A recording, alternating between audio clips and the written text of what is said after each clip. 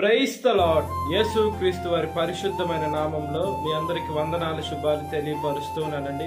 కీర్తనల గ్రంథం 126 కీర్తన 5వ వచనం. కన్నీళ్లు విడుచు విత్తువాడు సంతోష గానముతో పంట కోసెదరు అని దేవుని వాక్యం సెలవిస్తుంది.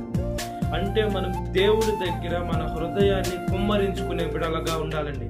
మన జీవితాన్ని మనం ఎప్పుడైతే ఈ లోకంలో మనుషుల దగ్గర బాధపడుతూ ఉంటామో, లేదా రక్త సంబంధం దగ్గర, లేదా మన స్నేహితుల దగ్గర బాధపడితే మనకి ప్రయోజనం ఉండదండి. మనము యేసు క్రీస్తు వారి దగ్గర మన హృదయాన్ని కుమ్మరించుకునే బిడలుగా ఉండాలి. ఆయనైతే మనం నమ్మదగిన యేసయ్య కాబట్టి, ఆయన ఎంతైనా నమ్మదగిన వారు కాబట్టి మన ప్రతి ఒక్క బాధని ఆయన తీరుస్తానని దేవుని వాక్యం సెలవిస్తుంది. మన ప్రతి ఒక్క వేదనని యేసు క్రీస్తు వారు తప్ప మనకి ఎవరు తీర్చరండి. కాబట్టి మన జీవితాన్ని, మన బాధని, మన కష్టాన్ని ప్రతి ఒక్కటి మనం యేసయ్యకి సమర్పించుకునే బిడలుగా ఉండాలండి. ఆయన ప్రతి ఒక్క బిడ్డని ఒకటేలా చూస్తున్నాడు. ఏదో ఇశ్రాయేలులో కొంతమందిని ఒకలాగా, లేదా భారతదేశంలో కొంతమందిని ఒకలాగా, లేదా ఇతర దేశంలో ఒకలా కాదండి. ఆయన ప్రతి ఒక్క బిడ్డ బ్రతికున్నాడంటే, మనిషి ఉన్నాడంటే యేసు క్రీస్తు వారి కృప ఉంది. ఆయన సృష్టిస్తేనే మనుషులు వస్తూ ఉంటారు. ఆయన తల్లి గర్భంలో పిండం వేస్తేనే ఆ బిడ్డ బతికి బయటికి సజీవ లెక్కలో ఉంటాడు. నాశకారంధ్రం జీవాత్మ ఊదితేనే మన ప్రాణాలు ఉన్నాయి.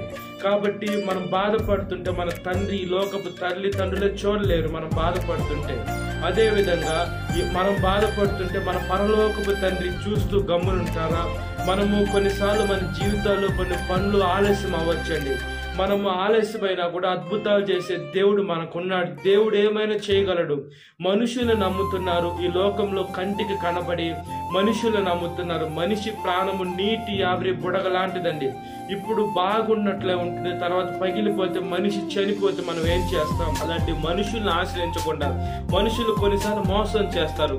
మోసం చేసే మనుషుల్ని ఆశ్రయిస్తారేమో, కానీ యేసు క్రీస్తు వారి దగ్గరికి వచ్చి, దేవా నేను నీ బిడ్డనయ్యా, నేను చేసే ప్రతి ఒక్క పాపులను క్షమించండి, నేను ఈ సమస్యలో చిక్కుకొనున్నాను, నాకు అన్ని మార్గాలు మూసుకొని పోయినట్టుగా ఉన్నాయి అని మనం ఎప్పుడైతే ఉపవాసం ఉండి కన్నీళ్లు మనము విడిచి ఆ విత్తనాలు విత్తుతుంటామో, మనం సంతోషంగా దేవుడు ఈ లోకంలో బాధపడ్డా కూడా మనం పరలోకంలో మన తండ్రితో యుగాలు గడిపేదానికి మనకు ఒక సంతోషకరమైన జీవితాన్ని యేసయ్య ఇస్తాడు. కాబట్టి మనం యేసుక్రీస్తు వాక్యానుసారంగా బ్రతుకున్నట్లుగా ప్రార్థన. మహాపరిశుద్ధాత్మదేవ, మా ప్రియ పరలోక తండ్రి, ఈ లోకంలోనయ్యా మేము కన్నీళ్లతో ప్రార్థన చేసే బిడలుగా ఉండాలయ్యా. కన్నీటి జీవితము మాకు అవసరమయ్యా. మోకాటి ప్రార్థన మాకు అవసరమయ్యా. ఎప్పుడైతే అలాంటి జీవితం కలిగి మేము ఉంటామో, మేము ఈ లోకంలోనే కాదు, మేము పరలోకానికి కూడా ఎక్కువ వచ్చినప్పుడు యేసయ్యా, మేము ఈ లోకంలో శ్రమలు, బాధలు, కష్టాలు పడ్డా కూడా మీ దగ్గర సంతోషంగా ఉండొచ్చు అనే నిరీక్షణ అయితే మాకు ఉంటుందయ్యా. ఈ లోకంలో సాతాను మాట వింటున్నారయ్యా, మనుషుల మాట వింటున్నారయ్యా. ఈ లోకంలో కంటికి కనబడే యేసయ్యా, ఆ భౌతికంగా కనబడేటువంటి వారి మాట వింటున్నారు, కానీ ఆత్మస్వరూపైన దేవుని మాట వినటం లేదయ్యా. బైబిల్లో ఏదైతే పరిశుద్ధ గ్రంథంలో ఉన్న మాట ఆలస్యం చేస్తున్నారయ్యా. ఏదో వాళ్ళ గొప్పతనమో, వాళ్ళ శక్తి, వాళ్ళ పని జరిగిందని అనుకుంటున్నారు, కానీ యేసు క్రీస్తు వారి కృపలైతే మనం బ్రతికున్నామంటే ఈ కృప మాత్రమే.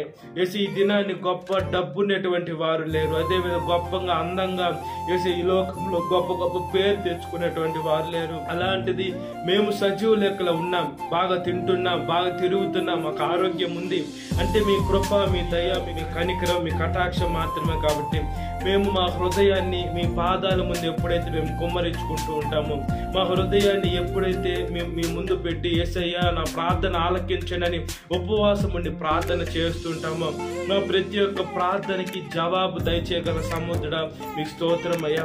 యేసయ్యా, మనుషులను నమ్ముకున్నట్టు కంటే యెహోవాను ఆశ్రయించడం మేలు, రాజును నమ్ముకున్నట్టు కంటే యెహోవాను ఆశ్రయించడం మేలు. ఈ లోకంలో దేనిని నమ్ముకోకుండా యేసయ్యా ఆత్మస్వరూపి మాలో ఉన్న దేవుడైనా మిమ్మల్ని సేవించే మంచి మనసుని మాకు దయచేయండి. ప్రతి ఒక్క పాప జీవితం తీసివేయండి, రోత జీవితం తీసివేయండి.